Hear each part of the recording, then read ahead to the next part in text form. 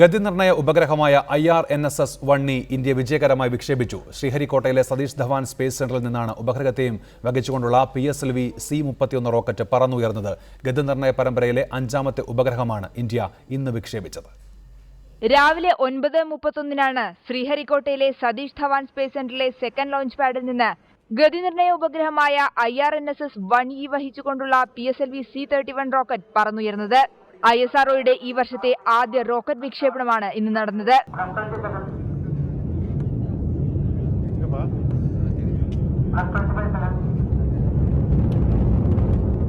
വിക്ഷേപിച്ച് 19 minute കൊണ്ട് തന്നെ ഉപഗ്രഹം അതിന്റെ ഭ്രമണപഥത്തിൽ എത്തിച്ചേർന്നു.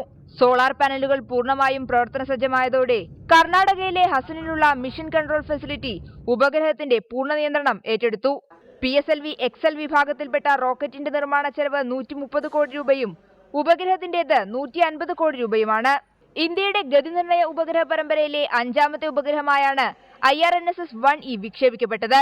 2013 ജൂലൈ 1 ശ്രേണിയിലെ ആദ്യ ഉപഗ്രഹമായ IRNSS-1A വിക്ഷേപിക്കുന്നത്. പരമ്പരയിലെ 2 ഉപഗ്രഹങ്ങൾ കൂടി വിജയകരമായി വിക്ഷേപിക്കുന്നതോടെ GPS-ന് സമാനമായ സാങ്കേതികവിദ്യ സ്വന്തമായി വികസിപ്പിച്ചെടുത്ത രാജ്യങ്ങളുടെ നിരയിലേക്ക് ഇന്ത്യക്ക് ഉയരാനാകും. We are dependent on mostly the GPS for our day-to-day application. However, when the Indian navigation systems comes into operation, it will be a tremendous boon, especially for our security agencies. നിലവിൽ America, Russia, China എന്നീ രാജ്യങ്ങൾക്കും European യൂണിയനും മാത്രമാണ് ഈ സംവിധാനം ഉള്ളത്. News desk reporter.